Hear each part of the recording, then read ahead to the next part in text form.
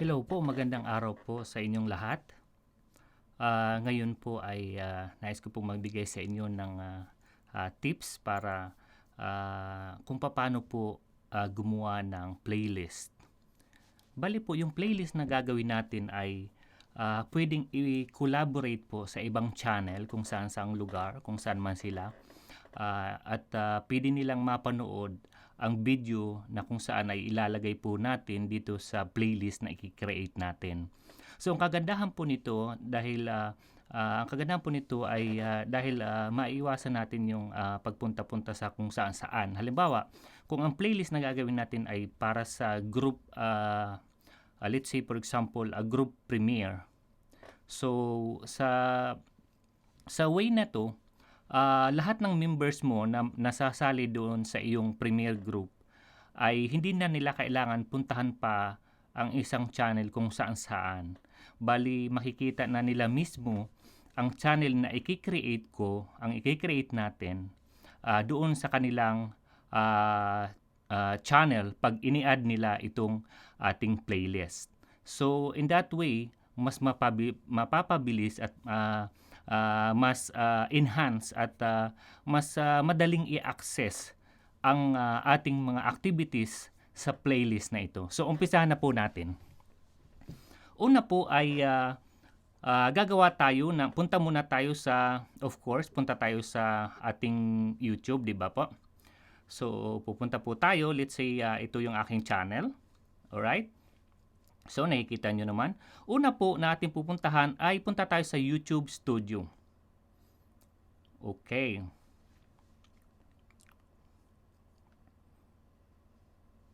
Okay, sa ating YouTube Studio ay pupunta tayo sa playlist. Alright, so ito po yung aking playlist right now. So, ang gagawin po natin ay mag-create tayo ng playlist. At ang playlist na ito, ang gagawin natin, ito ay i-collaborate natin sa mga iba-ibang channel na magmi-member dito sa ating activity dito sa playlist na ito. Alright. So, umpisahan na po natin. Ano po ang pangalan? Let's say, for example, mag-create ako ng isang playlist. As an example lang po, ano? Okay. Let me write, for example,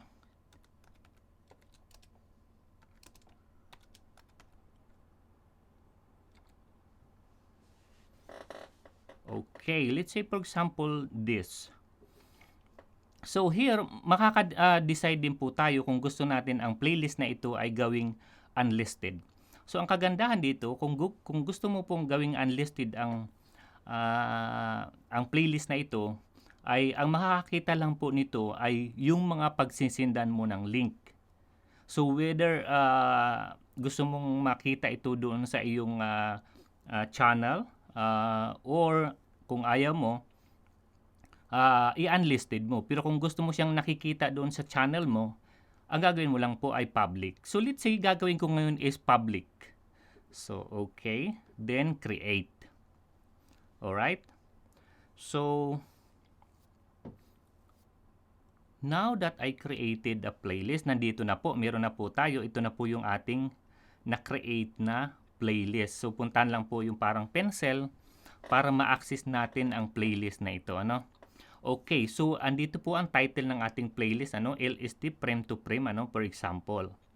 Alright, so right now, sa loob din yan, makakapag-decide ka rin kung gusto mong i-private.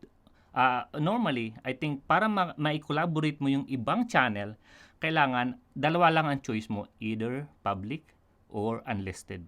Ang kagandahan po sa unlisted ay hindi nakikita ng ibang channel. Ang nakakakita lang niyan ay yung mga meron ng link na pagsisindan mo. So, yun yung kagandahan niya, no? So, right now, let's say we choose public. Okay. And then, of course, mamaya, kung meron na tayong video na i-add dito, magdadagdag, mag-ano na lang tayo mamaya, puntahan na lang natin yan. Okay, for example, description, let's say, pwede tayong maglagay sa ating description, lagyan natin ng schedule. For example, schedule, let's say,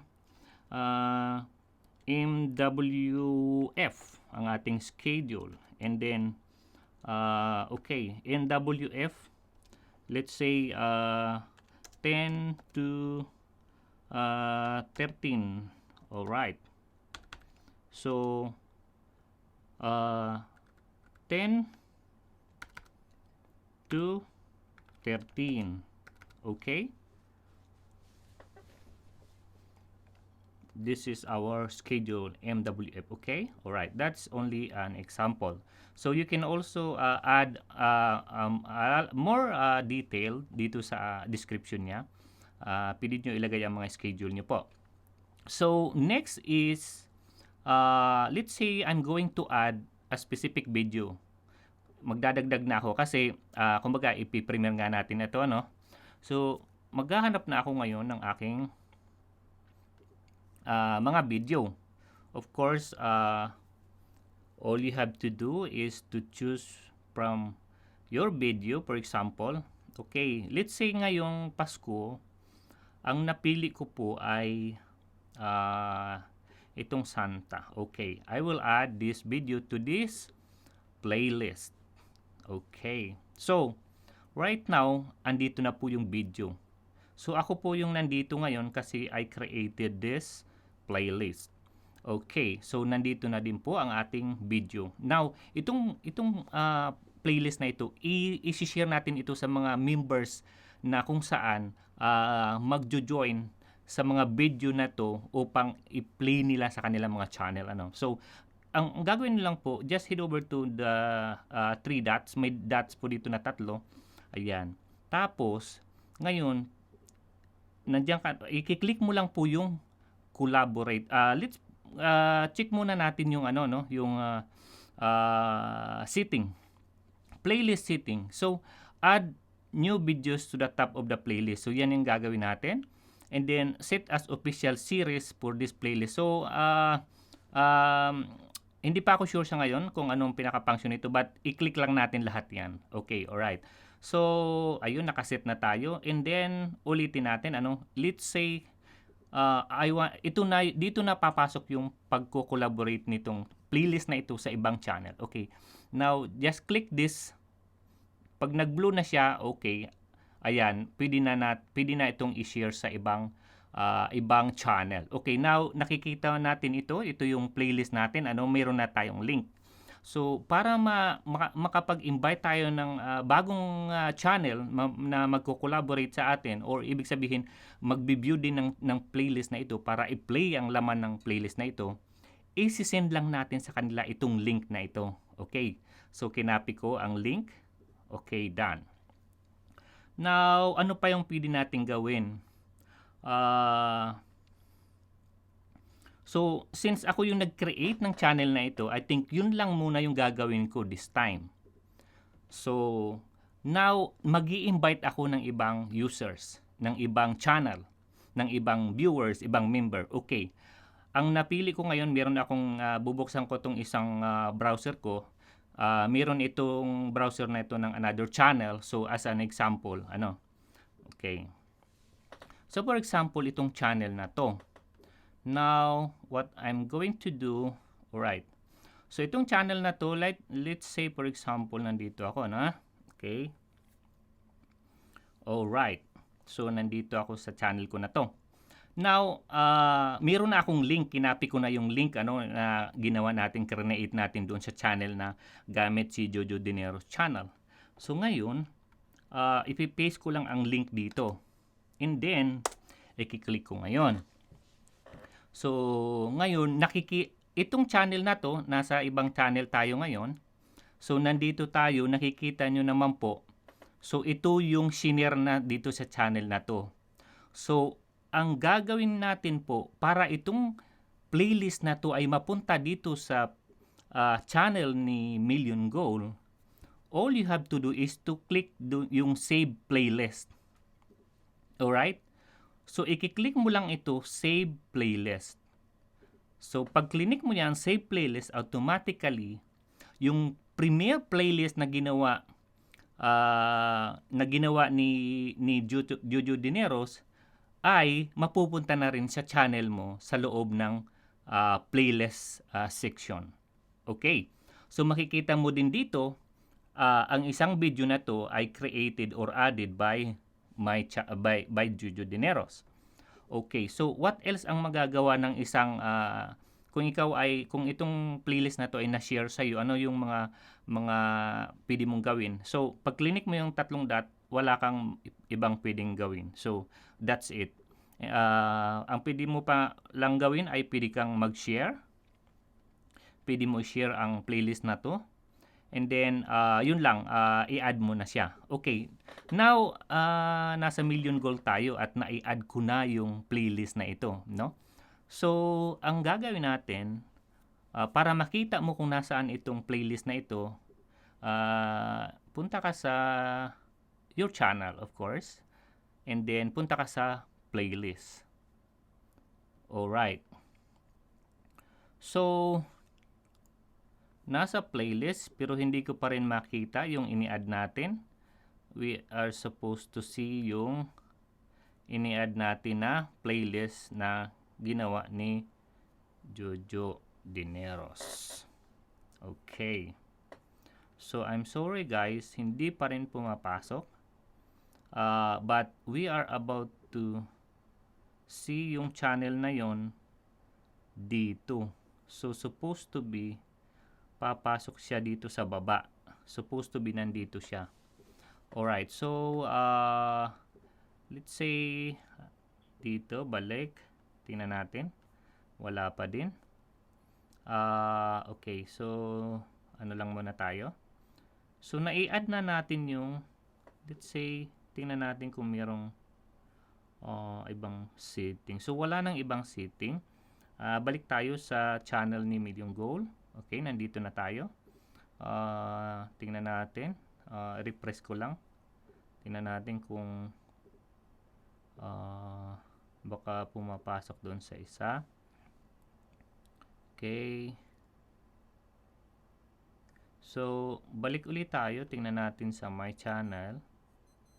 And we are supposed to see yung ini-add natin na playlist. Okay, so here we go. Nakikita na natin ngayon sa channel natin ni Million Goal yung playlist na ito na create ni Jojo Dineros. Makikita naman natin po dito. So, ngayon, since nandito na po yung playlist na yan, sinave natin, pag oras na ng premiere na gusto na natin i-play yan at panoorin, all you have to do is to click yan and then play all. And then, automatically, magpi-play na siya. And makikita mo naman naka-add siya dito sa iyong playlist. So, ganun lang po kasimple. Mas madali po siyang i-collaborate. Hindi na kailangan ng mga tao na pumunta pa sa kung saang other channel. All they have to do is i-check lang yung kanilang channel mismo. Punta lang sa playlist. And makikita na nila yung playlist na yan. So, minsan ayaw niya magpakita. Ayan. So, minsan nawawala. Ayan. So, pero nakita naman natin kanina, di ba? So, yun na yun. Okay. Balik tayo kasi nawawala siya minsan.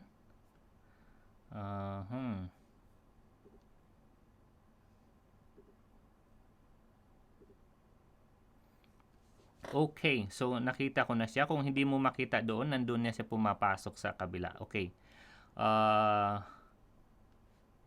Alright, so pag nasa channel, nandun ka sa channel mo, click mo yung playlist and supposed to be makikita mo siya dito. But kung hindi siya lumalabas guys, punta lang kayo sa home. Okay, ito yung home. Okay, and then makikita nyo po siya dito. Makikita nyo po siya dito. Nandito po siya, oh. So, ito yung playlist ngayon. So, anytime, pwede mo siyang i-access. Anytime, pwede mo siyang i-access. Ayan po. Ganun lang po. So, ganun lang po kadali para mas madaling mag-collaborate, madaling mag-play ng mga premiere na ito sa mga channel nyo mismo. Hindi na kayo pupunta sa kung saan. At anytime, pwede nyo nang i-play. I'm not sure kasi kung premiere yan, hindi pa magpi-play yan hanggat hindi niya pa time, ano. Pero what I mean is, kung meron kayong mga gustong ma-collaborate sa mga members nyo na mga video, so all they have to do is to access the playlist, tapos i-add lang nila yung mga video, or i-add lang nila yung mga video nila dito, tapos makakapag-play na yung mga ibang member. So, reminder lang guys, doon sa nag-create ng playlist na to, no, siya lang po yung may kakayahan mag-add ng video. Yung mga members na nilagay mo lang as collaborator, hindi po siya makakapag-add ng video. So, tanging yung nag-create lang ng playlist na to ang makakapag-add ng video dito sa playlist na to. Alright. So, okay. So, that's all for our tips for today. Maraming salamat po. Thank you for watching. Kung hindi pa po kayo nakasubscribe, mag-subscribe po kayo sa ating channel para po updated kayo sa mga lalabas pa na mga iba pang mga tips ng aking channel. Maraming salamat po and God bless.